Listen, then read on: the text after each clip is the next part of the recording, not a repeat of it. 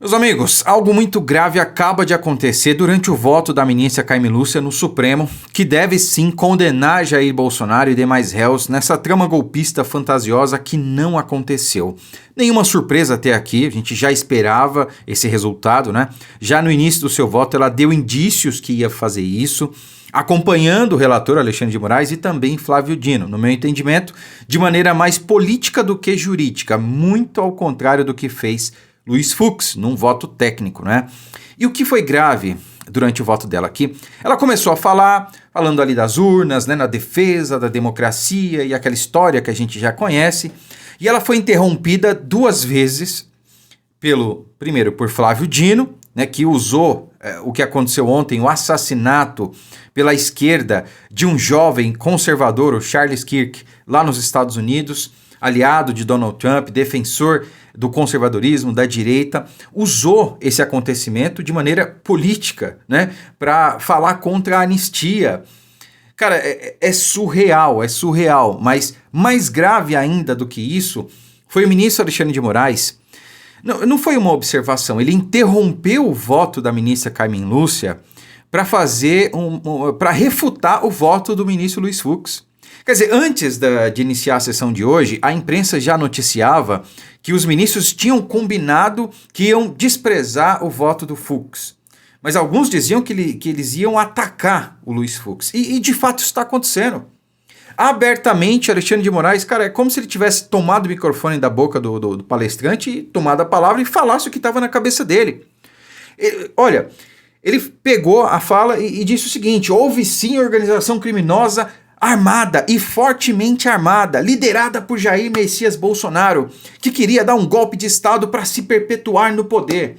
E essa organização criminosa estava fortemente armada e refutou diversos aspectos do voto do ministro Luiz Fux, que foi técnico, que foi detalhado, que mostrou ali fundamentação jurídica, citou autores, referências, enquanto o Moraes apenas da cabeça dele, apenas militância, apenas falando com a bile, com o âmago, não é? Eu separei um trecho aqui para vocês. Olha, paciência, tá? É difícil, mas prestem atenção como ele falou, né? Principalmente, olha só. Tudo isso foi construído pela organização criminosa e rapidamente agora sim, rapidamente, como eu disse, presidente, uma imagem vale mais do que 1000 palavras. Mostrou imagens. Por favor. Olha a imagem. E eu... nós começamos com... No nosso Supremo Tribunal Federal. Se isso não é ameaça... Isso grave ameaça... não acontece. Temos um ministro dentro do Supremo que ousa continuar fazendo aquilo que nós não admitimos. Aqui é o famoso 7 de setembro, na Paulista, de 2021 ou 2022, acho que foi 2022, né? Aquele que foi o maior da história, onde Bolsonaro, naquele carro de som, eu estava ali próximo, ele fala, né? Fora Moraes, ele continua falando algumas coisas e tal, e ele diz fora Moraes e tudo mais, ele tem que sair. E para o Alexandre de Moraes, ele está fazendo a defesa disso agora, isso aqui é um ataque, é uma ameaça. E a partir disso, Jair Bolsonaro era o chefe da organização criminosa que queria dar um golpe e se perpetuar no poder. Olha que loucura! Olha que loucura! Deixa eu passar um pouco para frente aqui, senão o vídeo fica muito extenso. Ó, aí o presidente Bolsonaro continua, né? Tem tempo ainda. Vou colocar pro final aqui. Tem tempo ainda de arquivar seus inquéritos. Arquivar os inquéritos. Arquivar os inquéritos. Não pode, né? 6 anos aberto, não pode. Sai, Alexandre de Moraes! Deixa de ser cadeira!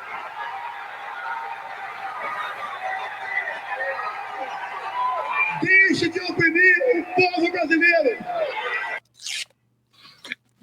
Eu pergunto, e obviamente é uma pergunta retórica, e aqui foi dito corretamente nesse plenário da primeira turma, que o que nós decidimos aqui vale para todos os tribunais e todos os juízes do país. Algum de nós aqui e o nosso eminente decano, algum de nós permitiria e afirmaria que isso é liberdade de expressão e não crime, se um prefeito, numa cidade do interior, mediante milhares de pessoas, insuflar o povo contra o juiz da comarca, dizendo que não vai mais cumprir decisões do juiz da comarca? Nós aqui placitaríamos isso? Qual o recado que nós queremos deixar para o Poder Judiciário brasileiro? Qual o recado, qual o precedente que nós queremos deixar para o juiz lá da comarca, que não tem a segurança que nós temos, que sozinho na comarca é o verdadeiro representante do Poder Judiciário e que faz a justiça na comarca? Nós vamos... Bom, chega.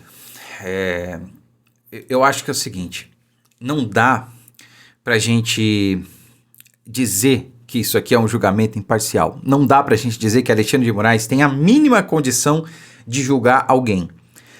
Visivelmente o cara está transtornado, ele está puto da vida. Ele está trazendo nesse julgamento um espírito pessoal de vingança, na minha opinião. O que eu vejo aqui é alguém vingativo, alguém que não aceita ser contrariado, alguém que não aceita que um dissidente político não deveria ser, ele é ministro da Suprema Corte, um dissidente político o afronte, o chame de canalha, como fez o presidente Bolsonaro ali. Se ele se sentiu ofendido pela ofensa, pelo xingamento, cara, entra com uma ação civil, porque existe o crime de difamação. Entra com uma ação contra ele. Acabou, é isso que ele tem que fazer. A lei é igual para todos, mas não, ele está tratando como um caso pessoal e agora está julgando aquele que no passado claramente foi seu inimigo político, né? Olha que absurdo, um ministro é um inimigo político. Cara, é surreal isso aqui. Como é que os nossos senadores olham para esse julgamento e não fazem nada, não falam nada, não vão fazer nada, né? No sentido de anular esse julgamento que claramente é uma farsa.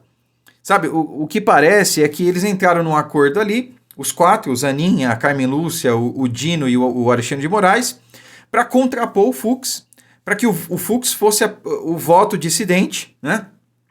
E no voto da própria Carmen Lúcia, tanto o Moraes quanto o Dino pediram a palavra para refutar o Fux e para ratificar que não, houve sim organização criminosa armada, houve sim isso e aquilo, pelo amor de Deus, aonde a gente vai parar?